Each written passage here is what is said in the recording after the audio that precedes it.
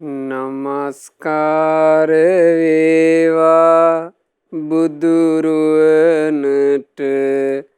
සැමදා බුදු හිමි සරණ යමි. නමස්කාර වේවා දම්රුවනට සැමදා සදහම් සරණ යමි. නමස්කාර වේවා සංගරුවනට සැමදා මහා සංඝ සරණ යමි.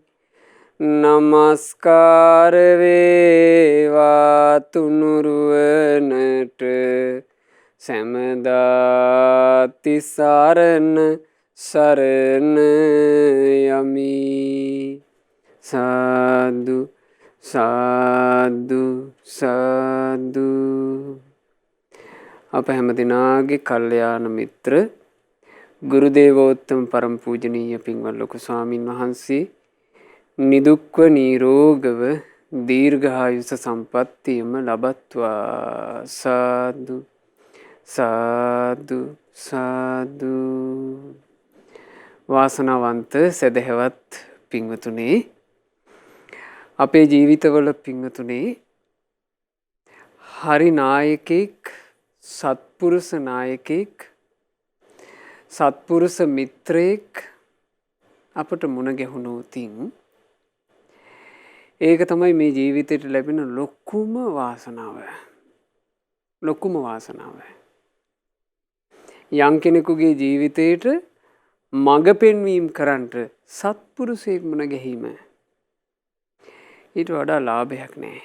හේතුව සත්පුරුෂයා කියලා කියන්නේ පින්වතුනේ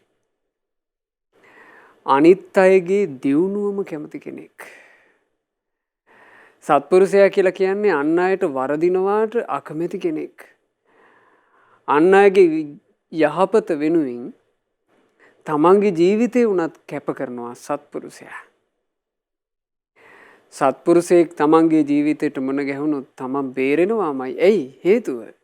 සත්පුරුෂයා තමන්ව බේරා ගැනීම පිණිස ජීවිතේ උනත් කැප කරනවා. සත්පුරුෂයෙක් මුණ ගැහුණොත් අපේ ජීවිතේ සැපයට පත් වෙනවාමයි. ඇයි හේතුව? සත්පුරුෂයා තමන් සමග ඉන්න අයගේ සැපේ වෙනුවෙන් තමන්ගේ ජීවිතේ මුණත් කැප කරනවා. සත්පුරුෂයෝ ගැන ඉගෙන ගන්නකොට, හැබැයි කල්යාණ මිත්‍රයෝ ගැන ඉගෙන ගන්නකොට බුදුරජාණන් වහන්සේගේ මූලික ශ්‍රී මුක බුද්ධ භාෂිතය හැරුණුකොට වෙන තැනක් නැහැ. හේතුව පින්වතුනේ අපගේ ලෞතුරා භාග්‍යවත් අරහත් ගෞතම සම්මා සම්බුදුරජාණන් වහන්සේ නම් වූ මහා සත්පුරුෂ රත්නේ බිහි වුණේ සත්පුරුෂ ගුණයෙන් යුක්තවම සසරේ ඇවිල්ලා. මහා බෝධි සත්වයෝ විදිහට ආපු සංසාරික ගමනේ සත්පුරුෂ බව බැබලි බැබලි පෙවුණා. බෝධිසත්වයන් වහන්සේගේ කල්යාණ මිත්‍රත්වයේ, කල්යාණ මිත්‍ර නායකත්වයේ බැබලි බැබලි පෙවුණා. ඉතින් ඒ ගැන බොහොම ලස්සන විස්තරයක් තමයි අපි අද මේ අහන්න සූදානම් වෙන්නේ. අද මේ දේශනාවට දායකත්ව දරන්නේ නොම්බර 212න් 2 දඹුල්ලපාර කුරුණෑගල යන ලිපිනේ පදිංචි පින්වත් ඒම් රන්මැණිකේ අධිකාරී මහත්මිය සහ උයන්දන උඩුවේරිය මානබය යන මහමෙවුනාව භාවනා අසපුවලට සම්බන්ධ සැදැහැවත් පින්වතුන්ලා පිරිසක්. ඒ පින්වතුන් මේ ධර්ම දානය කරන ප්‍රධානතම අරමුණ තමයි අපි හැම දිනාට ලෞතුරා භාග්‍යවත් බුදුරජාණන් වහන්සේගේ අසිරිමත් බුදු සසුන කෙරෙහි සිත් පහන් කරවූ අපගේ කල්යාණ මිත්‍ර, අප හැම දිනාගේ ගුරුදේවයන් වහන්සේ වන පින්වත් ලොකු ස්වාමීන් වහන්සේට මේ සියලුම පින් අනුමෝදන් වෙලා ගුරුදේවයන් වහන්සේ නිදුක් නිරෝග සුව ලබත්වා, දීර්ඝායුෂ ලබත්වා, මේ ගෞතම ශාසනය තුල උතුම් වූ චතුරාර්ය සත්‍ය ධර්මය පරිපූර්ණ වශයෙන්ම අවබෝධ කර ගනිත්වා කියන ප්‍රාර්ථනාවෙන් ඒ උදෙසා මේ සියලු පින් හේතු වේවා කියන අදහසින් අද ධර්ම දානය සිද්ධ කරන්නේ. ඉතින් පින්වතුනි, අද අපි ශ්‍රවණය කරන්න බලාපොරොත්තු වෙන්නේ සත්පුරුෂ ඇසුරක මහිමය. පුදුම සහගත විස්තරයක් පින්වතුන්ලා දහන්නේ. මේ ජාතක කතාවේ නම මහා කපි ජාතකය. මේ මහා කපි ජාතකයේ නමින් ජාතක කතා බොහොමයක් තියෙනවා. ඒ අතරේ මහා කපි නමින් සඳහන් වෙන සුන්දර ජාතක කතාවක් අද දවසෙත් අපි මේ අහන්නේ. මේ ජාතක කතාව දේශනා කරන්නට අපගේ භාග්‍යවත් බුදුරජාණන් වහන්සේට පසුබිම යෙදුනේ ශාක්‍ය සංහාරය මුල් කරගෙන. ශාක්‍ය සංහාරයේ කතාව මා හිතන්නේ මේ සදහවත් පින්වතුන්ලා බොහෝ දෙනෙක් ශ්‍රවණය කරලා ඇති. ශාක්‍යයන්ගේ විනාශය කළේ කවුද? විඩූඩබ කියන ශාක්‍යයා. මේ විඩූඩබ ශාක්‍යයා කියලා කියන්නේ කවුද? පින්වතුනි, අපගේ බුදුරජාණන් වහන්සේ සැවැන්නුවර ජේතවනාරාමේ බොහෝ කල් වැඩ සිටියේ. භාග්‍යවතුන් වහන්සේගේ ජීවිත කාලය ගත්තොත් වැඩිපුරම කාලය ගත වුණේ සැවැන්නුවර ඇසුරු කරගෙන. බුදුරජාණන් වහන්සේ සැවැන්නුවර ශ්‍රී සද්ධර්මයේ දේශනා කරනකොට සැවැන්නුවර මහා ජනකාය අතරේ මේ ධර්ම ආමෘතයේ කතාව පැතිරී ගියා. 7 කෝටියක මහා ජනකායක් අතරේ කෝටි 5ක්ම සැවැන්නුවර මාර්ගඵලලාභීන් බිහි වුණා. ඉතින් මිනිස්සු බුදුරජාණන් වහන්සේගේ ගුණ හරියට වර්ණනා කළා. බුදුරජාණන් වහන්සේගේ ගුණ රාව ප්‍රතිරාව ඒ කාලේ නැගුණා. එතකොට කෝසලයේ අධිපතිව හිටියේ පසේ නදී කෝසල මහා රජුරුවෝ. ඉතින් පසේ නදී කෝසල රජුරුවන්ගේ රාජ්‍ය කොටසටමයි සැවැන්නුවරත් අයිති වෙන්නේ. රජුරුවන්ට හරි සන්තෝසයි. අනේ මේ තිලෝගුරු භාග්‍යවත් බුදුරජාණන් වහන්සේ වැඩ ඉන්නේ මේ මගේ විජිතයේ. ඒ සතුට තිබුණා. ඒ සතුටත් එක්කම රජුරුවන්ට තිබුණ ලොකු ගෞරවයක්. දැන් පින්වතුන්ලා ධර්මයේ කියවූ පින්වතුන්ලා නම් කියවලා ඉගෙනගෙන ඇති කෝසල මහා රජුරුව බුදුරජාණන් වහන්සේත් එක්ක කරපු දහම් කතා එකට කරලා කෝසල සංයුක්තය නමින් වෙනම කොටසක් පවා තියෙනවනේ. ඉතින් එහෙම දහම් කතා කරපු රජෙක්. රජුරුව බුදුරජාණන් වහන්සේ ගැන තිබුණු ආදරේ ගෞරවය නිසාම කල්පනා කළා මේ භාග්‍යතුන් වහන්සේගේ ඥාතීන් එක්ක මං ඥාති සම්බන්ධයක් නෑ දෑ සම්බන්ධයක් හදාගන්න ඕන මිත්‍රත්වයකට එහා ගියපු එකක්. රජවරු කොහොමද මේ ඥාති සම්බන්ධය හදාගන්නේ? ආවාහ විවාහ වලින්. ඉතින් පසේ නදී කෝසල මහා රජුරුවෝ තමන්ගේ රාජ්‍යයට වැඩි දුරක් නැති සාමාන්‍යයෙන් පින්වතුනි සැවැන්නුවර ඉඳලා කිඹුල්වත් නුවරට දොර යොදුන් 15ක්. යොදුන් 15 කියලා කියන්නේ ඉන්දියාවේ නගරවලට ඉන්දියාවේ නගර අතර දුරත් එක්ක ගන්නකොට යොදුන් 15 කියලා කියන්නේ මහ දුරක් නෙවෙයි. මොකද අනිත් නගරත් එක්ක ගත්තාම ඒ නගර දුරින් තියෙන හැටි ගත්තාම යොදුන් 15 කියලා කියන්නේ මහා දුරක් නෙමෙයි. ඒ නිසා මේ නගර දෙකට කියන්න පුළුවන් ආසන්නයේ පිහිටි නගර කියලා. කිඹුල්වත් නුවරට පසේ නදී කෝසල මහා රජුරුවෝ පණිවිඩයක් යවුවා දූතයෙකුගේ අතේ මම සතුටුයි ශාක්‍ය රජ පිරිසත් එක්ක ඥාති සන්තවයක් හදාගන්නට. ඒ නිසා ඔබලාගේ රාජ්‍යයෙන් රාජකීය කුමාරිකාවක් මාගේ රාජ්‍යයට එවන්න. එතකොට ඈ මාගේ අන්තපුරයට එකතු වුණාට පස්සේ මගේ බිරිඳක් බවට පත් වුණාට පස්සේ අපි ඥාතියෝ වෙනවායි කියලා. එතකොට දැන් ඔන්න පසේ නදී කෝසල මහා රජු කිඹුල්වත් පුරේට පයින්ඩයක් එවලා කියලා මේක විශේෂ රැස්වීමක කතා කළා. ඒ වෙනකොට කපිලවස්තුවේ රජකම් කළේ මහා නාම ශාක්‍ය රජු. මහා නාම ශාක්‍ය රජු රැස්වීම පටන්ගෙන මේ රැස්වීම කරන්න යනකොට ශාක්‍යයෝ ගැන පින්වතුන්ලා ඉතින් දන්නවනේ. ශාක්‍යයෝ කියලා කියන්නේ සෑහෙන කුලමාන්නකින් යුක්ත අයනේ. ශාක්‍යයෝ පිරිස සතුටු උනේම නෑනේ. රාජකුමාරිකාවක් නම් දෙන්න බෑම කිව්වා. අපේ මේ කුලයට අවනම්බුවක් කිව්වා. දැන් මහා නාම ශාක්‍ය රජුන්ට කරගන්න දෙයක් නෑ. මොකද ශාක්‍යයෝ කියලා කියන්නේ අධික කුලමාන්නේ. තිලෝගුරු භාග්‍යවත් බුදුරජාණන් වහන්සේ පළවෙනි වතාවේ ශාක්‍යයන් සමීපයට වැඩම කරනකොට යමක මහා පෙළහර පාලනේ দমনය කළේ. එච්චර කුලමාන්නයක් තිබුණා. කුලමාන්නේ නිසා ශාක්‍ය දියණියන් නම් දෙන්න බෑ කියලා දැන් මෙතන සෑහෙන අරගලේ. එතකොටම මහානාම රජුරවන්ට මතක් වුණා හරි එහෙනම් මේකට කරන්න තියෙන වෙච්චරයි පිරිසිදු ශාක්‍ය කුමාරිකාවක් දෙන්නේ නැතුව සාමාන්‍ය කෙල්ලක් දෙන්න ඕන. එහෙම රාජකුමාරිකාවක් වගේ පේන සාමාන්‍ය කෙල්ලක් කෝ. එතකොට ඉන්නවා වාසභ කත්තියා කියලා. වයස අවුරුදු 16යි. මනස්කාන්තයි කඩා හැලෙන රූපයක්. දැක්කහම වසඟ වෙනවා. අනිත් එක රාජ පරම්පරාවට යම් සම්බන්ධිකුත් තියෙනවා. ඒ තමයි මහානාම ශාක්‍ය රජුරෝ නිසා දාසියකගේ කුසින් උපන්න දාසි දුවක් තමයි වාසභ කත්තියා. වාසභ කත්තියා ඒ වෙනකොට විවාහ කරන්න සුදුසු වයසි රාජකුමාරිකාවක් වගේ ඇන්දෙව්වා. අන්දලා දෝලාවක තියලා යව්වා. කෝසලයට යවලා මේ තමයි රජදුව කියලා දුන්නා. ඒ වාසභ කත්තියාව පසේ නදී කෝසල මහරජුරුවන්ගේ අන්තපුරේ තිබ්බහම නිකන් අනිත් අන්තපුර කාන්තාව අතරේ රම්පිලිමේ තිබ්බා වගේ පුදුම ලස්සනයි. පසේ නදී කෝසල රජුරුව අනිත් ඔක්කොම කාන්තාවන්ට වඩා ඉහළම තැන වාසභ කත්තියාට දුන්නා අග්‍ර මහේසිකාව.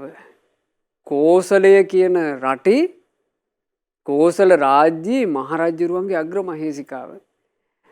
දැන් මේක ආරංචි ගියා අනිත් පැත්තට. කොහෙටද? කපිලවස්තුවට ගියා. කපිලවස්තුවේ දාසියෝ ටික තමයි ලොකුවට කැළඹුණේ. දාසියෝ ටිකට හටගත්තනේ අර ලෙඩේ. මොකද්ද පින්වතුනේ ලෙඩේ? ඊරිසියාව කියන ලෙඩේ.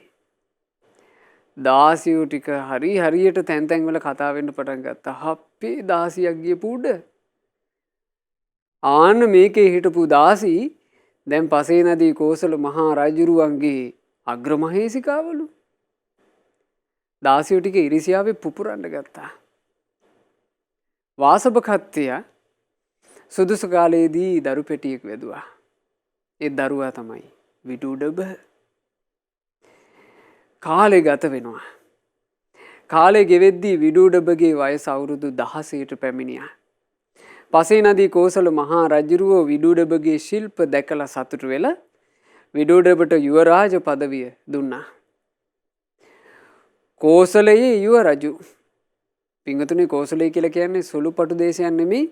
ඒ කාලේ 12 මහා ජනපද ගත්තාම අංගමගද කාසි කෝසල ආදි වශයෙන් තිබුණු 12 මහා ජනපද ගත්තාම කෝසලය කියලා කියන්නේ මහා විශාල ප්‍රදේශයක්. ඒ කෝසලයේ යුව රජුරුව යොරජුරන්ට ආසාවක් හටගත්තා තමන්ගේ අම්මාගේ දේශයට යන්න ඕන. මෙච්චර කාලයකට අම්මගේ දේශයට ගිහිල්ලා නැහැ.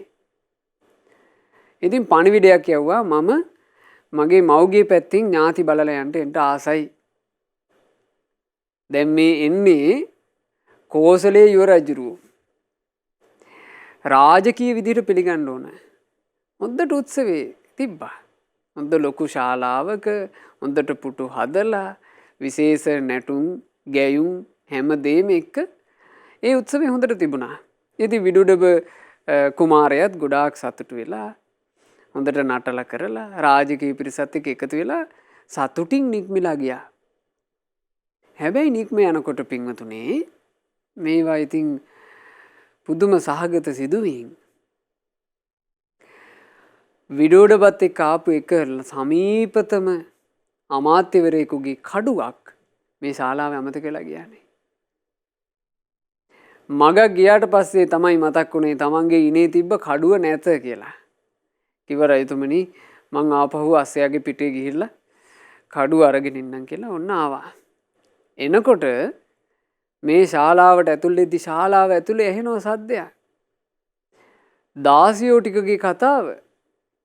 දාසියෝ කියනවා අපේ දාසි කොල්ලෙක්ව අපිට මේ රාජකීය විදිහට පිළිගන්න සිද්ධ වුණානේ. විලි ලැජ්ජාවේ බෑනේ කියලා දැන් මේ දාසියෝ කතා වෙනවා. අර වාසභ කත්තියා කියන දාසි කොසල් රජුරවන්ට රවට්ටාලා දුන්නා. ඒකිට ලැබිච්ච දාසි කොල්ලා අපි රජෙක් වගේනේ පිළිගත්තේ. අපේ රජවරු වාඩි වෙන පුටුවේ මේකා වාඩි වුණානේ. මේ පුටුව කිලිටු වුණා කියලා දාසියෝ ටික කිරි වතුරෙන් මේ පුටුව හොදනවා. මේක ඔක්කොම S2කට දැකලා හොඳට කනට අහගත්තා අර රාජපුරුෂයා. රාජපුරුෂයා කඩුවත් අරගෙන ගින්නකුත් අරගෙන ගියා. ඔහු කඩුව විතරක් නෙමෙයි ගත්තේ. ශාක්‍ය වංශයේ සම්පූර්ණයෙන් අලු කරලා දාන ගින්නත් ඔහු අරන් ගියා. විදුඩබට කිව්වා. කිව් ගමන් විදුඩබ කේන්තියෙන් පුපුරන්න ගත්තා.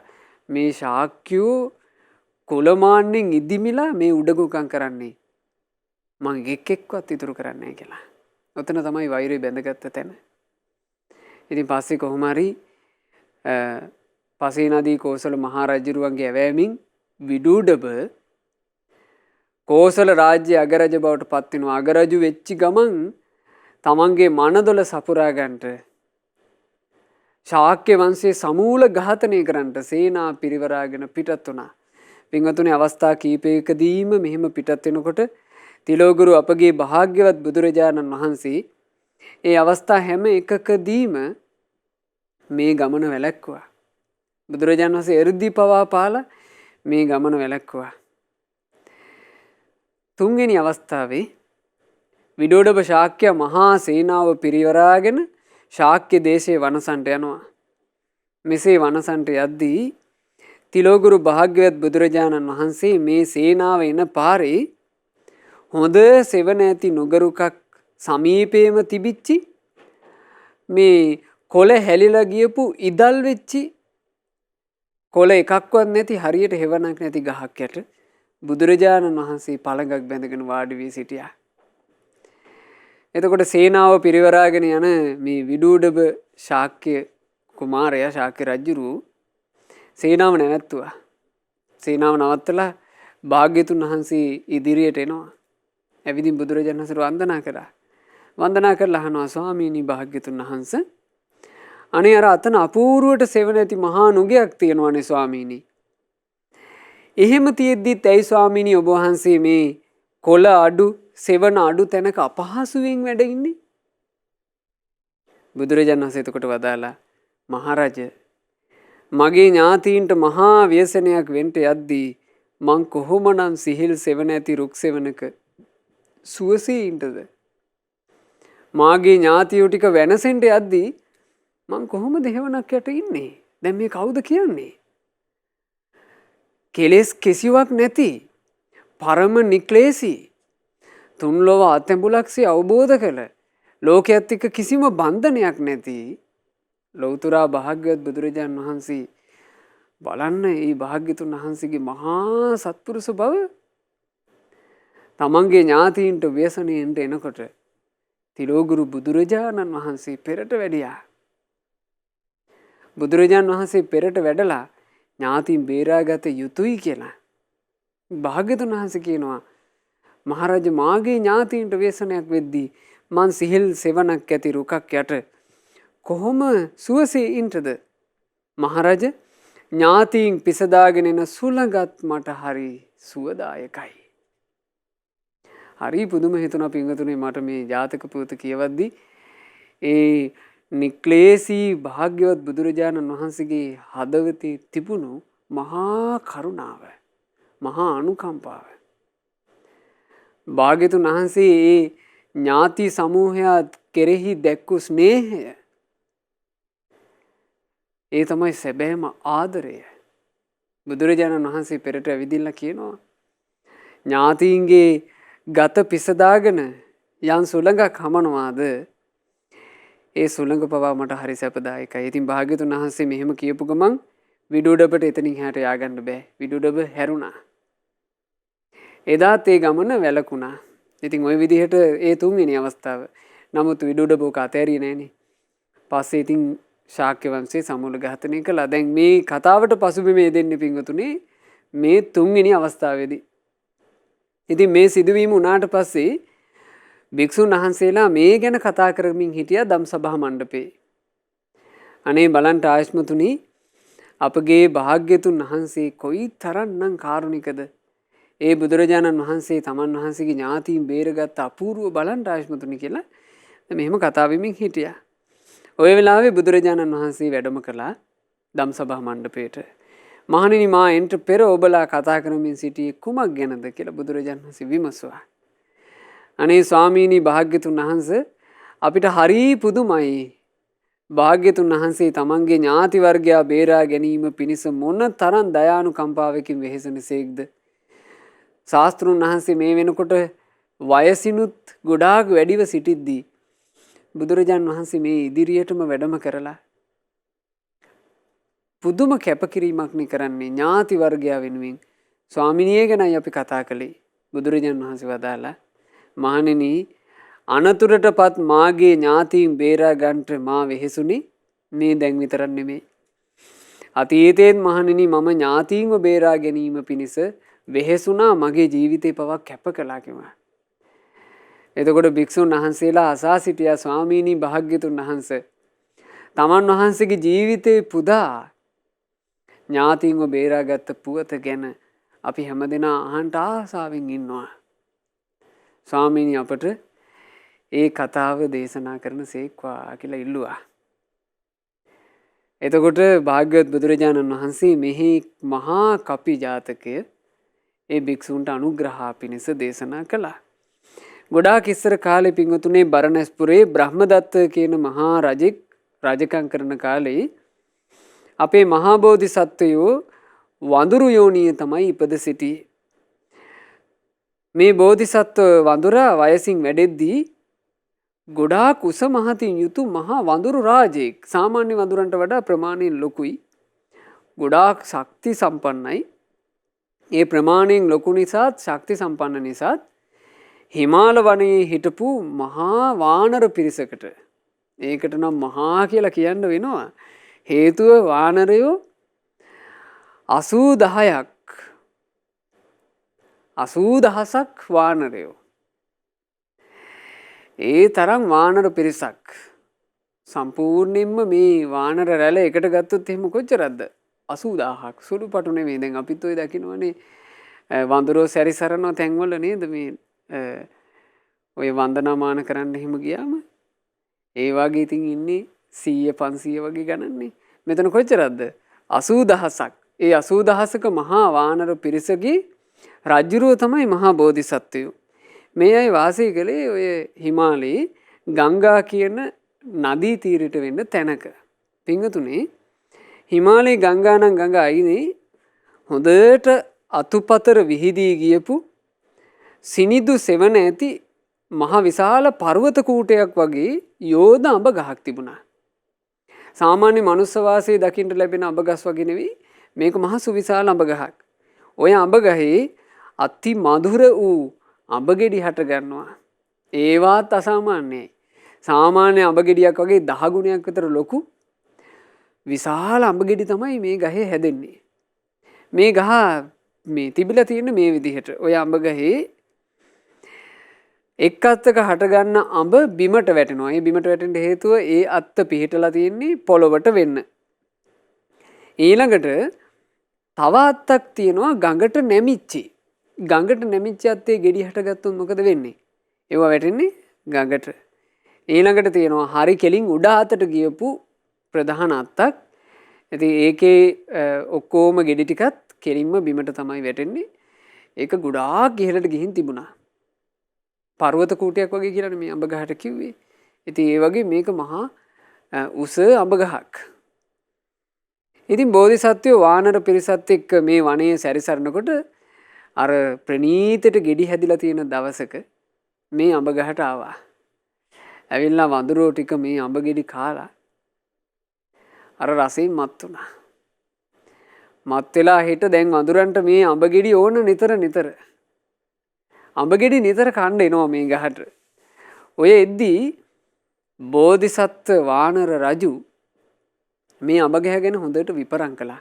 විපරම් කරද්දී තේරුණා එක අඹ අත්තක් නිසා මහා විනාශයක් වෙන්න පුළුවනි.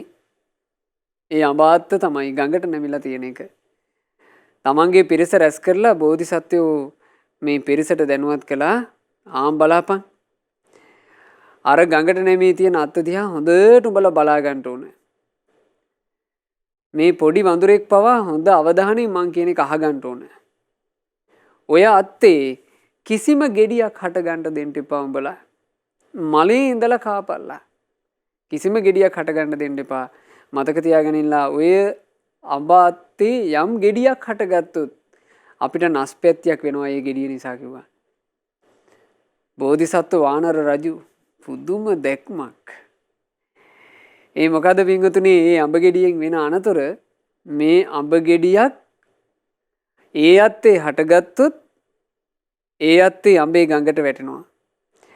ගඟ දිගේ අඹේ ගහගෙන ගිහින් මනුස්ස පියසට ගියොත් ඔය අඹ රහ හොයාගෙන මිනිස්සු උඩට එන්න පුළුවන්. ඒක තමයි අනතුර. ඉතින් කාලයක් තිස්සේ මේ වානරයෝ ටික ඒ අත්තේ කිසිම ගෙඩියක් හටගන්න දුන්නේ නැහැ. ඒ වුණත් දිබි ගොට්ටක් අස්සේ හොරාටම ගෙඩියක් හැදුනා. දිබියෝ ගොටුවක් හදලා තියන එකක් අස්සේ කාටවත් නොතේරෙන විදිහට ගෙඩියක් හැදුනා. හැදිච්ච ගෙඩිය හොඳටම ලොකු වෙලා හොඳටම ඉදිලා දිබි ගොට්ටත් කඩාගෙන වතුරට වැටුණා. ඒ වතුරට වැටිච්ච දවස හරියටම බරණැස් මහරජුරුවෝ ගඟේ නාන දවස බලන්න ඔක්කොම වෙන හැටි. බරණැස් රජුරුවෝ නාන දවස. රජුරුවෝ නානකොට සේනාව කරන්නේ දැල් බඳිනවා. රජුරවන්ට උඩින් මුකුත් ඇවිල්ලා අනතුරක් වෙන්න එපා කියන අදහසින්. දැල බැඳලා තියෙද්දි මේ අඹ ගෙඩිය ඇවිල්ලා දැලේ රැඳුණා. අඹ ගෙඩිය අරගෙන ගිහිල්ලා රජුරවන්ට ඉදිරිපත් කළා. රජුරවන්ට හිතා ගන්න බෑ මේක අඹේ හැඩේ නමුත් මෙච්චර ලොකු සාමාන්‍ය ප්‍රමාණයේ කලයක් විතර අඹයක් කවදාවත් දැකලා නැහැ. රජුරෝ කිව්වා මේ වගේ ගෙඩියක් ගැන හරියටම දන්නේ කවුද? එතකොට අමාත්‍යවරු කියනවා දෙවයිනි ඔය කැලේ සැරිසරන හිමාලය පැත්තේ යන අය නම් දන්නව ඇති. එතකොට ඔන්න හිමාලයේ යන දඩයක්කාරයන්ව ගෙන්නුවා. දඩයක්කාරයෙක් කිව්වා දෙවයිනි හිමාල වනයේ උඩට වෙන්න මං ඔය අඹ ගහක් දැක තිබෙනවා. දෙවෙනි හරි ප්‍රණීතයි ඔය අඹ. එතකොට රජුරෝ තමන්ගේ සමීපේ තිබුණු කිනිස්සෙන්ම අඹ කෑල්ලක් කැපුවා. කපලා හිට දුන්නා. එහෙනම් මේක කාලා පෙන්නපන් කිව්වා. එතකොට මේ දඩයක්කාරයා මේක කෑවා.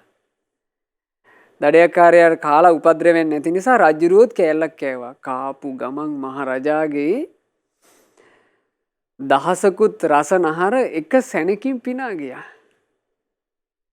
රජා කල්පනා කළා මේ අපි කන බොන ඒවා මොනවද? මෙව්වා නොවය කෑම. හොඳට ඔරුපාරු හදාගනින්නලා ගඟ දිගේ අපි යන් උඩට කිව්වා. මොකද මේ අඹ ගහ හොයාගන්න අපිට අමාරු වෙන්නේ. ගඟට අඹ ගෙඩියක් වැටුණා නම් ගඟ අයිනේමයි අඹ ගහ ඇත්තේ. යමල්ලා කියලා රජුරෝ තමන්ගේ සේනාවත් එක්ක ගඟ දිගේ උඩට ආවා. උඩට ඇවිල්ලා කොහොම හරි මේ අඹ ගහ හඳුනගත්තා. අඹ ගහ හඳුනගෙන තමන්ගේ සේනා පිරිවරාගෙන එදා මේ ඊළඟ දවසේ අඹ ගෙඩි ටික ඔක්කොම කඩාගෙන යන්නෙමු කියලා හිතලා මෙතන නවාතැන් ගන්නට නොයෙක් විදිහට කූඩාරම් අටවගෙන ඔන්න සූදානම් වුණා. මේ සද්දි බද්දි ඇහිලා බෝධිසත්ව වානර රජු උස්ස ගහකට නැගලා බැලුවා. බලද්දි පේනවා තමන් වෙනදාට අඹපල කන ඒ අඹ ගස මිනිස්යන් විසින් අල්ලාගෙන බෝධිසත්වෝ කල්පනා කළා යලි මේ පැත්තේ නොයා යුතුයි. නමුත් තමන්ගේ වානර පිරිස 80000ක වානර පිරිස අඹ රසයේ ඕනමයි කියලා මේ බෝධිසත්ව රජුරවන්ට ඇවිටිලි කරන්න පටන් ගත්තා. එතකොට රජුරුව කියනවා නා එහෙනම් ඉඳපල්ලා. මේ මිනිස්සු ටික රාත්‍රිය වෙනකොට නිින්දට වැටේවි. මිනිස්සු නිදාගත්තට පස්සේ අපි සද්දයක් නැති වෙන්න ගහට ගොඩ වෙමු. සද්දයක් නැති වෙන්න ගෙඩි කඩාගෙන කැමතිනම් ගහේදීම කාලා වැඩිපුරත් ගෙඩි අරගෙන සද්දයක් නැති වෙන්න එළි වෙන්න කලින් බහිමු. මිනිස්සු නිින්දට ගියා. වානර පිරිස එකෙක් දෙන්නේ නෙවෙයි 80000ක වානර පිරිස කිසි සද්දයක් නැතුව ගහටත් ගොඩ වුණා. ගහ උඩදී කිසිම සද්දයක් නැතුව ගෙඩි කඩාගෙන ගෙඩිත් කෑවා. නමුත් එකපාරටම බරණැස් මහරජා අවදි වුණා. අවදි වෙලා හිට ගහ දිහා බලනකොට ගහේ හෙවණෙලි වගේ ලාවට දැක්ක. දැන් පිංගුතුනේ මේ ගහ 80000ක වානර පිරිසක් හිටියත් හැඟවිලා ඉන්න පුළුවන් තරම් මහ විශාල ගහක්. පහලින් බැලුවාට එකපාර අඳුන ගන්න බැරි වුණා. ඡායා වගේ දැක්කා. එකපාර මිනිස්සුන් ඇහැරෙව්වා. මිනිස්සු අහරවලා පන්දන් පත්තු කරලා බලද්දි වඳුරෝ. රජ්ජුරුවෝ කිව්වා රාජපුරුෂිනි දැන් මේ වඳුරෝ ටික එළි වෙනකම් මේකේ හිටියොත් එහෙම මූ ගෙඩි ඔක්කොම කඩනවා අපිට හෙට හිස්සති යන්න වෙන්නේ. ඒ නිසා දැන් හොඳම දේ තමයි ඔය වඳුරන් වට විදලා වඳුරෝ ටිකත් මරාගමු. එතකොට අපිට අඹත් තිබේ වඳුරු මසුත් තිබේ. අපිට ජයයි කිව්වා. රජුරුව ළඟ හිටපු දුනුවායෝ ටික ගානට ඊතල අරගෙන සූදානම් වුණා. සූදානම් වෙච්ච ගමන් මේ වඳුරෝ ටික උඩට දැන් යන්න වෙන තැනක් නැහැනේ. ගහදිගේ උඩට ගියා. සාමාන්‍යයෙන් ඊතලයක් විද්දාට රාත්‍රියේ ඊතලෙන් ඉලක්ක ගන්න බැරි තැනකට ගියා. ගහේ උඩට ගියා.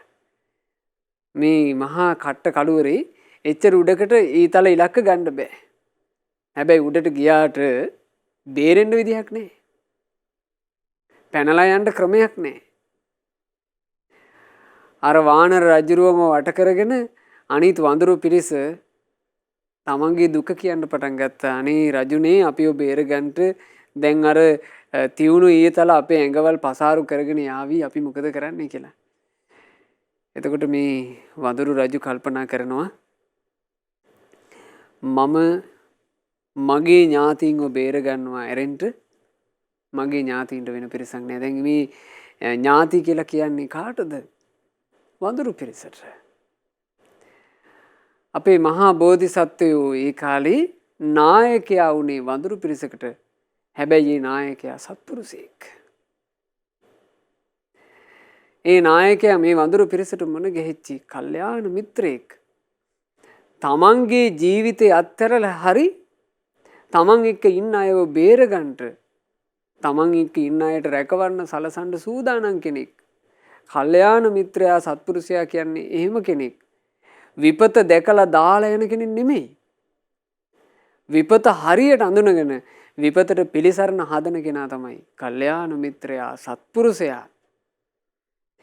දැන් බලන්න පින්වතුනි මේ කාල වකවානුවේ අපගේ ගුරු දේවෝත්තම පින්වත් ලොකු ස්වාමීන් වහන්සේ අපට ශ්‍රී සද්ධර්මයේ කියා දීලා බුදු ගුණ, දහම් ගුණ, සංඝ ගුණ ගැන හිත් පහන් කළා. ධර්මයේ හැසිරීමේ වටිනාකම අපට කියලා දුන්නා. නමුත් ධර්මයේ හැසිරීමේ වටිනාකම කියා දීපු ගුරු දේවයන් වහන්සේම මේ ධර්මයේ හැසිරෙනකොට තියෙන දුෂ්කරතා අඳුනාගෙන මේ ධර්මයේ හැසිරෙන වැඩපිළිවෙල අඛණ්ඩව කරගෙන යන්න පුළුවන් සුගති රැකවරණයේ පිණිස හොඳට පිම්පුරා ගන්න කියලා අපිට කිව්වේ නැද්ද? ඇයි මේ එහෙම කියන්නේ? අපේ ජීවිතේ රැකලා දෙන්න. සත්පුරුෂයේ කල්යාණ මිත්‍රයෙක් එහෙමයි. සත්පුරුෂයාගේ කල්යාණ මිත්‍රයාගේ ස්වභාවය තමයි මාත් සමීපේ ඉන්න මාත් එක්ක එකතු වෙච්ච කිසි කෙනෙක් අනතුරේ වැටෙන්න එපා. කිසි කෙනෙකුට ව්‍යසනයක් වෙන්න එපා. කිසි කෙනෙකුට හානියක් වෙන්න එපා. අනේ මේ අය රැකේවා කියන හිත. ඒක තමයි සත්පුරුෂයා ගාව තියෙන සුන්දරත්වය. මේ ලෝකේ අනිත් ප්‍රජාව අතරේ සත්පුරුෂයාම වටින්නේ ඒ නිසානේ. අනිත් ප්‍රජාව තමන්ටම පිළිසරණක් හොයනකොට තමන්ටම රැකවරණයක් හොයනකොට මේ තමන්ගේ සැප විතරක් පතනකොට තමන්ගේ ආරක්ෂාව විතරක් පතනකොට සත්පුරුෂයා කියලා කියන්නේ තමන්ගේ ආරක්ෂාව රැකවරණේ පැත්තකින් තියලා තමන් සමීපයේ ඉන්න අයට ආරක්ෂා රැකවරණ සදන කෙනා. දැන් බලන්න මේ බෝධිසත්ව වානර රජු ඒ මොහොතේ හිතුවේ තමන්ගේ පණ බේරා ගැනීම නොවේ. තමන්ගේ පිරිසේ පණ බේරීමයි. ඒක කරන්න තමන්ට විතරක් හැකියාව තියෙනවා කියලා තේරුම් ගත්තා. මේ සුවිසල් අඹගහේ උඩටම නැග්ගා. නැගලා ගංගාවෙන් එහා පැත්තේ තියෙන උස ගහක් ඉලක්ක කළා. ඒ දුර සාමාන්‍යයෙන් මෙහි සඳහන් වෙනවා දුනු 100ක දුර කියනවා. සාමාන්‍ය වඳුරෙකුට පයින්නවා කියලා හිතන්නවත් බැරි එක. මේ වඳුරු රජා අර මුදුන් අඹ අත්ත වැරෙන් හෙල්ලුවා. හොල්ලන හොඳට පැද්දුම ගත්තා. පැද්දුම අරගෙන අර දුනු 100ක් දුර ගඟට උඩින් පැන්නා. බරණැස් මහා රජුරුව බලාගෙන ඉන්නවා හරි පුදුමයි. මෙච්චර බය අත්හැරලා තමන්ගේ ජීවිතය අත්හැරලා සතෙකුට කටයුතු කරන්න පුළුවන්ද? වඳුරෙක් පයින්නවා තියා හිතන්නේවත් නැති දුරක් මේ වඳුරා පැන්නානේ. එතකොට රජුරුව සතුටු වුණා මේක පුදුම වඳුරෙක් කොහොම හරි තමන්ගේ පණ බේරගත්තා කියලා. නෑ. රජුරුව හිතපු විදිහ වැරදි. රජුරන්ට පේනවා ආයමත් ඒ වඳුරු රජු මේ පැත්තට පයින්නවා. හැබැයි මේ පැත්තට පයින්නකොට ඒ වඳුරු රජු වේවැල් පොටක් තමන්ගේ ඉනේ බැඳගෙන ඒ වේවැල් පොටත් එක්ක තමයි පැන්නේ. එහා පැත්තේ ගහේ වේවැලේ කෙලවර ගැට ගැහුවා. අනික් කෙලවර තමන්ගේ ඉනේ ගැට ගහගත්තා. ඒකල මේ බෝධිසත්ව වානර රජු පැන්න ආයමත් වතාවක් අඹ ගහට. හැබැයි මේ බෝධිසත්ව වානර රජුට එකක් පොඩ්ඩක් අතපසු වුණා. ඒ තමයි තමන්ගේ ඉනේ අර මේ වේවැල් පොට බැඳ ගන්නකොට මේ දුර අතරට යම් කොටසක් මදි වුණා නේද කියලා ඒක සිහි කරගන්න අමතක වුණා. ඒ නිසා පයින්කොට මේ ගස් දෙක බඳින්න තරම් දුර ඉතුරුනේ නෑ වේවැල. හැබැයි බෝධිසත්වය බොහොම අමාරුවෙන් අඹ ගහේ අතු කෙලවරක් අල්ලගත්තා. අල්ලගත් අතු කෙරවල මුද්දට වැරින් තරව අල්ලාගෙන බෝධිසත්ව වානර රජු සංඥා කළා අනිත් වඳුරෝ ටිකට මගේ පිටට අඩිය තියලා උඹලා මේ රැහෙන දිගේ ගිහිල්ලා පණ බේර ගනිලා. මගේ පිටට අඩියක් තියලා මාව පාගගෙන මගේ ඇඟ උඩින් උඹලා පණ බේර ගනිලා. පිටුතුනේ සත්පුරුෂයෙක් කියන එක තේරුම් ගන්නට. කල්යාණ මිත්‍රයෙක් කියන එක තේරුම් ගන්නට. කොයිතරම් පුදුම සහගතද කියලා. ඇත්තෙන්ම පින් කරලා පැතිය යුත්තේ සත්පුරුෂ ඇසුර. අපි අපේ ජීවිතේ පින් කරලා කුසල් කරලා පැතිය යුත්තේ පින්වතුනි සත්පුරුෂ ඇසුර. සත්පුරුෂයාගේ ඇසුරට පත් වුණොතින් ඒ සත්පුරුෂ ඇසුර නිසා ලබන්න අමාරු සැපය සුවසේ ලබන්න පුළුවන්. ලබන්න අමාරු දියුණුව සුවසේම ලබන්න පුළුවන්. කොටින්ම ලබන්න අමාරු ධර්මාවබෝධය සුවසේම ලබන්න පුළුවන්. සත්පුරුෂයෙකුගේ ඇසුරට පත් වුණොත් මේ ලෝකේ අමාරුම දේ තමයි සත්පුරුෂයෙක් මුණ ගැහිම. සත්පුරුෂයෙක් ලේසින් මුණ ගැහෙන්නේ. කල්යාණ මිත්‍රයෙක් ලේසින් මුණ ගැහෙන්නේ. සත්පුරුෂයා කල්යාණ මිත්‍රයා කරන කැපකිරීමක අසිරිය බලන්ට තමන්ගේ පිට පාගගෙන යන්න කිව්වා අනිත් වඳුරු පිරිසට පණ බේරා ගනින්නලා කිව්වා. එතකොට මේ වඳුරු පිරිස 80000ක මහා වඳුරු පිරිස මේ බෝධිසත්ව වානර රජුට පිටට අඩිය තියන්න කලින් වඳිනවා කියනවා. වැඳලා අවසර අරගෙන පිටට අඩිය තියලා පිටත් වෙලා යනවා. 80000න් අන්තිමයා වෙනකන් ගියා. අවසානෙට හිටියේ මේ බෝධිසත්ව වානර රජු ගැන දුෂ්ට හිතක් ඇතුව හිටපු මහා දරුණු වානරයෙක්. ඒ වෙන එකෙක් නෙමෙයි දේවදත්තයා. දේවදත්තයාගේ ඒ ජීවිතේ දුෂ්ට වඳුරෙක් වෙලා ඒ වඳුරු රැළේම හිටියනේ. මේ වඳුරා මේ මොහොත තමයි මේ සද්දන්තයාගෙන් පරිගන්න තියෙන හොඳම වෙලාව කියලා හිතලා උස අත්තකට නැග්ගා. ඒකල උඩ ඉඳලා බෝධිසත්වයන්ගේ ශරීර උඩට පැන්නා.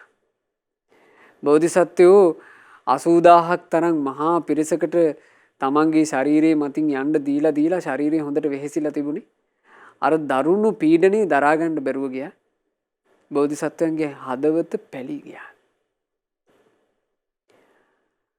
හදවත පළලා ඒ අසත්පුරුෂ වඳුරා තමන්ගේ පණ බේරගත්තා. දැන් බෝධිසත්වයන්ට යලි එහා පැත්තට පැන ගන්න තරම් ශක්තියක් නැහැ. එහෙම්ම අඹාත් අල්ලගෙන එහෙම්ම හිටියා. බරණැස් මහා රජුරවන්ට අදහා ගන්න බෑ. රජුරෝ එළි වෙනකම් බලාගෙන හිටියා මේ උතුම් සත්වයා. මේ උතුම් සත්වයා මැරෙන්න නම් එපා.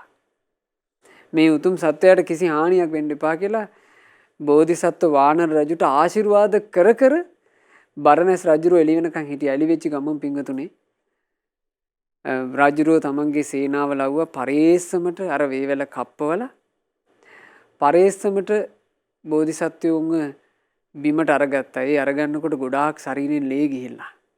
ශරීරය උත්පල වෙලා. පුළුවන් හැටියට උපස්ථාන කළා. උපස්ථාන කරලා රජුරෝ යම් සයනයක සැතපෙනවාද ඒ සයනේම මේ බෝධිසත්ව වානර රජුව සැතපෙව්වා. ඒ රජු ඒ තරම්ම බෝධිසත්වයන්ගේ ගුණයට පැහැදුනා. මේ හිමාලයේ හිටපු වඳුරන්ට පිංගුතුනේ ඒ කාලේ මනුස්සයන් සමග මිනිස් බසින් කතා කිරීමේ හැකියාව තිබුණා. ඉතින් මේ වානර රජුගෙන් බරණැස් මහා රජුරු අහනෝ මෙහෙම මහා වානර රජුනේ තොප මෙතෙර එතර මිම්මද මැන තමාව ඒ දණ්ඩක් කොට සිටියා නේද? පරදුවටම තබා දිවිය තම පිරිවර හට සුවසේ එතරට පැන ගන්නට සැලසුවා නේද? කවුරුද තොප ඒ වඳුරන්ගේ? ඒ වඳුරෝ තොපගේ කවුරුන්ද? මෙහෙම උදව් කරන්න තරම්, මෙහෙම ජීවිතේ අතහැරලා කැප වෙන්න තරම් ඒ වඳුරෝ ටික ඔබගේ කවුද? ඔබට තනියෙන් පණ බේරාගෙන පැනලා යන්න හොඳටම හැකියාව තියෙද්දි මේ වඳුරෝ නිසා වෙනසෙන්න තරම් ඒ වඳුරෝ ඔබගේ කවුද? මේ අහන ප්‍රශ්නෙට උත්තරේ දෙන්න කිව්වා. එතකොට බෝධිසත්ව වානර රජු මේ වෙලාවේ කතා කරගන්නටත් අමාරුයි. පැලුණු හදවතින් එක දිගටම අභ්‍යන්තරේ ලේ වහණේ වෙනවා. හුස්ම අල්ල ඒ සත්පුරුෂ වානර රජු අන්තිම මොහොතේ කුමක් කියන්න ඇතිද? ඒ තමයි මේ ගාථා. මහ රජුනේ ඒ වානර පිරිස 80000කි. ඔවුන්ගේ යහපත සදනා මමයි ඔවුන්ගේ රජා. මය පිරිවර හට විදින්ට තොපගෙන් අණ ලැබුණු නිසා වඳුරු පිරිස මරණ බහින් තැතිගෙන උන්නා. පැන ගන්නට නොහැකි තරම් දුනු 100ක පමණ දුරක් මගේ වීරියෙන් එතරට මං පැනගත්තා. සොයා එතර වේවැල් පොට එහි තිබෙන ගසකට බැඳ අනිත් කොනක් මගේ ඉනට තරයේ බැඳගත්තා. සුළං වේගයෙන් දිව යන වලාකුලක ජවය විලස එතනින් පැනගත්ත පිම්ම මේ ගසට ලං වුණා. අබ අත්තක් අල්ලා ගන්නට විතරයි හැකි වූයේ අත්තේ පිහිටන්ට වේවැලේ දිගත් මදි වුණා. මේ වෙච්ච කතාව. අබ අත්තේ උදව් වෙනුත් මා ඉන බැඳි වේවැල නිසා වෙනුත් මා එය ඇද අල්ලා සිටි නිසා වෙනුත් මගේ වඳුරු පිරිස සැපින් මා පිට මත පාද තබා අනතුරු නැති එතරට පැනගත්තා. මෙතෙර අනතුරු සහිත නම් එතෙර අනතුරු රහිත නම් මෙතෙරින් එතරට යාම පිණිස සත්පුරුෂයා තමන්ගේ පිරිසට තමන්ගේ ජීවිතය වුණත් පුදනවා. ඒ තමයි සත්පුරුෂයා. පින්වතුනි අපි මේ ඉගෙන ගන්නේ මහා බෝධිසත්වයන් වහන්සේ කාලේ අපේ ශාස්ත්‍රුන් වහන්සේට තිබුණු සත්පුරුෂ ගුණය. ශ්‍රී සම්බෝධිය සාක්ෂාත් කරපු අපි බුදුරජාණන් වහන්සේ ගුණ මහිමය ගැන කවර කතාද? ඒ බඳු ශාස්ත්‍රුන් වහන්සේ නමකගේ ශාසනයේ ඒ නිසයි පින්වතුනි අතීතයේ සිට මේ වත්මන දක්වාම සත්පුරුෂයෝම බිහි වෙන්නේ. මහා සත්පුරුෂ රත්නය මේ ලෝකයට අනුකම්පාවෙන් දේශනා කරපු සද්ධර්මය යමෙක් අවබෝධ කළා නම් එතනින් සත්පුරුෂයෙක්මයි බිහි වුනේ. ඒ ධර්මයේ ගැන යමෙක් හිත පහදව ගත්තා නම් එතනින් සත්පුරුෂයෙක්මයි බිහි වුනේ. ඒ නිසාමයි අපට සත්පුරුෂ සංඝ පරපුරක් ඉන්නේ. ඒ සංඝ පරපුරම නිසාම නෙවෙයිද මාර්ගඵල අවබෝධය ලැබුවේ. ඒ සංඝ පරපුර නිසාම නොවේද මේ මිනිස්සයා සුගති සැප සම්පත් උපදව ගත්තේ. ඒ සත්පුරුෂ සංඝ පරපුර නිසාමයි. ඉතින් බෝධිසත්වයෝ කියනවා ඉනේ වැල බැඳගෙන එතරින් මෙතරට ඒම ගැනත් තොපගේ අතින් මා මිය යයි නම් ඒ මරණය ගැනත් මගේ සිතේ කිසිදු පසුතැවීමක් නැතේ. මං හිටියා නම් රජෙක් වෙලා ලොවේ යම් පිරිසකට ඔවුන් හැම දුකින් මුදවා ලබා දුන්නා ජීවන සතුට. දැන් බලන්න පින්වතුනි සත්පුරුෂයාගේ ස්වභාවය අර අසත්පුරුෂ වඳුර අන්තිමයට කරපු එක මේක කියන්නේ නෑනේ. අන්තිමේට මහරජුනේ අසත්පුරුෂ වඳුරෙක් මගේ පපුවත් පළලා ගියා කියලා කතාව මේක කියන්නේ නෑනේ. ඒක තමයි සත්පුරුෂයාගේ තියෙන ගුණේ. ඒ අසත්පුරුෂයා Tamanට කරපු වදය හිතින් අතහැරලා ඉවරයි. ඒ අසත්පුරුෂයා වද කරනකොට බෝධිසත්වයන්ට තිබුණා තමන්ගේ අත අතහැරලා දාන්න. එහෙම වුණා නම් අසත්පුරුෂයාත් වෙනසෙනවා. හැබැයි තමන්ගේ පපුව පළපු අසත්පුරුෂයාටත් පිට උඩින් යන්න දුන්නා. හිත පහදව ගන්න මේ කරුණ වලට. ඒ නිසා මහා රජුනි ඔබත් මං මගේ පිරිසට දුන් යහපත ගැන සිතා බලා ගනු මෙන මෙය හොඳ උපමාවකට. රජා විසින් කළ යුත්තේ වෙහෙසීමයි පොදු මහජනයාගේ යහපතට. සිය රටටත් වැසියාටත් රට රකිනා සෙබළුන්ටත් වනේ සතා සීපාවුන්ටත් සියලු රට වැසියන්ටත් සියලු දෙනාහට යහපතමයි සැලසිය යුත්තේ කියන වචන කියනකොට බෝධිසත්වයන්ගේ ප්‍රාණය නිරුද්ධ වුණා. අවසන් සුසුම් හෙලා ඒ බෝධිසත්වයෝ මේ අවසාන අවවාදයේ රජුරවන්ට කළේ. ඉතින් රජුරවන්ට උහුල ගන්න බැරුව ගියා.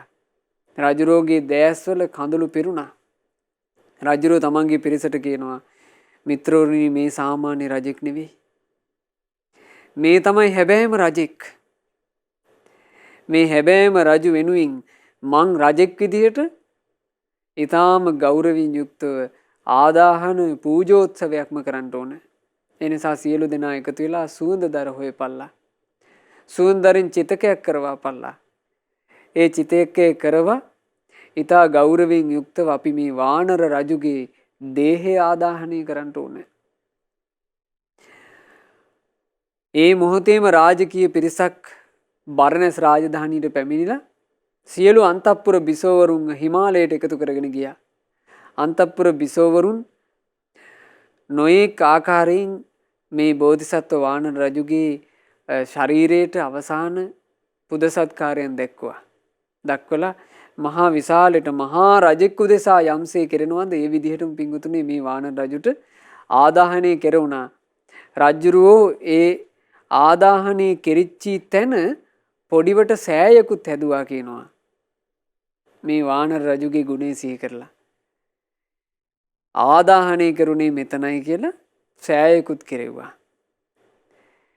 ඒ සෑය කරවාලා ඒ මහරජුගේ මේ බෝධිසත්ව වානර රජුගේ හිස් කබල ඒකට කියනවා කපාල ධාතුව කියලා. ඒ කපාල ධාතුව රාජධානියට වැඩම කරවාගෙන ආවා. ඒ කපාල ධාතුව මහත් වූ උත්සවශ්‍රීයෙන් ප්‍රදර්ශනය කළා. ඒ ප්‍රදර්ශනය කොට අවසානයේ මේ කපාල ධාතුව තැන්පත් කළා. ඒ කාලේ බරණැස මහා චෛත්‍යයක් ඉදුණා කියනවා. මේ බෝධිසත්ව වානර රජුට වැඳපල්ලා මේ වඳින්ට වටින සත්පුරුෂ රජෙක් කියලා. ඉතින් එහෙම තමයි පින්වතුනි අතීතයේ ඒ සිදුවීම සිද්ධ වුණේ. බුදුරජාන් වහන්සේ දේශනා කළා මහණෙනි එදා බෝධිසත්වයෝ විදිහට මා ලබා දුන් අවවාද වලට අනුව දැහැමිව රාජ්‍ය පාලනය කරපු බරණැස් මහා රජුත් මරණින් මත්තේ දෙවියන් අතරේ උපන්නා කියලා මේ ජාතක කතාව අවසන් කළේ. භාග්‍යතුන් වහන්සේ මේ ජාතක කතාව දේශනා කරනකොට සිරි සම්බුදු මුව මණ්ඩලෙන් මේ ජාතක කතාව අහපු භික්ෂූන්ගේ නීවරණ ඔක්කොම නැතුව ගියා. සුදෝවන් වස්ත්‍ර වගේ අවබෝධයටම හිත සකස් වෙලා තිබුණා.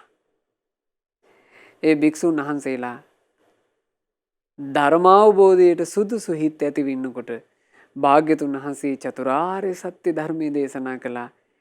එහි හිටපු භික්ෂුන් වහන්සේලාගෙන් ඒ සියලු දෙනා වහන්සේලාම වගේ නොඑක් මාර්ගඵලයන්ට පත් වුණා. ඇතමෙක් සෝවාන් වුණා, ඇතමෙක් සකදාගාමි වුණා, ඇතමෙක් අනාගාමි වුණා, ඇතැම් උත්තමයෝ රහතන් වහන්සේලා බවට පත් වුණා. එහෙම මහා පුදුම සහගත ජාතක පුවතක් පින්වතුනේ. මහා කපි ජාතකය කියලා කියන්නේ. ඉතින් බුදුරජාන් වහන්සේ අවසාන වශයෙන් වදාලා මහණෙනි එදා රජතුමාව සිටියේ අපගේ ආනන්දයෝ. දුෂ්ට රිලවා වෙලා සිටියේ දේවදත්ත. එදා වානර පිරිස වෙලා සිටියේ මේ සම්බුද්ධ ශාසනයේ ධර්මාවබෝධ කරපු බුදු පිරිස. පිරිස බේරා ගැනීම උදෙසා තමන්ගේ ජීවිතේ පරිත්‍යාග කළ වානර රජුව සිටියේ බෝධිසත්වයෝ වන මමයි කියලා බුදුරජාණන් වහන්සේ මේ මහා කපි ජාතකය අවසන් කළේ සත්පුරුෂයෙකුගේ ගුණය, සත්පුරුෂයෙකුගේ ඇසුරට ලැබුණොත් ජීවිතයට ලැබෙන රැකවරණය, මේ බොහෝ කාරණා අපි මේ මහා කපි ජාතක පුවතින් ඉගෙන ගත්තා. මේ ජාතක ධර්මය අසා සිත් පහන් කර ගනිමින් අපි යම්තාක් පුණ්‍ය ධර්මය රැස් කළාද, මේ රැස් කරපු සියලුම පුණ්‍ය ධර්මයන් අප හැම දෙනාගේ කල්යාණ මිත්‍ර, අපගේ ගුරු දේවෝත්තම පරම පූජනීය පින්වත් ලොකු ස්වාමීන් වහන්සේට අනුමෝදන් වෙත්වා, අනුමෝදන් වෙත්වා, අනුමෝදන් වෙත්වා. ගුරු දේවයන් වහන්සේ නිදුක්ව නිරෝගව දීර්ඝායුෂ සම්පන්නියම ලබත්වා. මේ ගෞතම බුද්ධ ශාසනය තුලම උතුම් වූ චතුරාර්ය සත්‍ය ධර්මය පරිපූර්ණ වශයෙන්ම අවබෝධ කර ගනිත්වා. සාදු සාදු සාදු. රැස් කළ සියලු පුණ්‍ය ධර්මයන් සියලු දෙවියෝ සතුටින් අනුමෝදන් වෙත්වා. සක්දෙවිඳු ප්‍රධාන සතරවරන් දෙවිවරු, සෙන්පති දෙවිවරු ඇතුළු කොට සදෙව්ලෝක වාසී සියලු දෙවිවරුත් අපගේ ඉෂ්ඨකාමී දෙවිවරුත් පින් අනුමෝදන් වෙලා දෙවියෝ දිව්‍ය සැපයෙන් වැඩේවා. ඒ දෙවියන්ගේ නිරන්තර රැකවරණ අපට සලසත්වා. දෙවියෝද සසර දුකින් අත මිදේවා. සාදු සාදු සාදු. රැස් කළා වූ සියලුම පුණ්‍ය ධර්මයන් අද දවසේ මේ උතුම් පින්කම සිදු කරන ඒ සදහවත් පින්වතුන්ලා හැමදෙනාගේ නමින් මියයන්ට යෙදුණු සියලු ඥාතීන්ට පින් අනුමෝදන් වෙත්වා. ඥාතීන්ගේ පරලෝ ජීවිත සැපේටම පත්වෙත්වා. අපගේ ඥාතීන් ඉක්මන් භවයකදීම සසර දුකින් අත මිදේවා කියන ප්‍රාර්ථනාවෙන් පින් අනුමෝදනා සිදු කරන්න. නම්බර 212 දඹුල්ලපාර කුරුණෑගල යන ලිපිනේ පදිංචි පින්වත් ඒ.එම්. රන්මැණිකේ අධිකාරි මහත්මියත්, උයන්දන උඩුවේරිය මාලඹේ යන මහමෙවුනාව භාවනා අසපුවලට සම්බන්ධ සදහවත් පින්වතුන්ලා පිරිසකුත් විසිනුයි අද දවසේ මේ උතුම් ධර්ම දානය සිදු කළේ.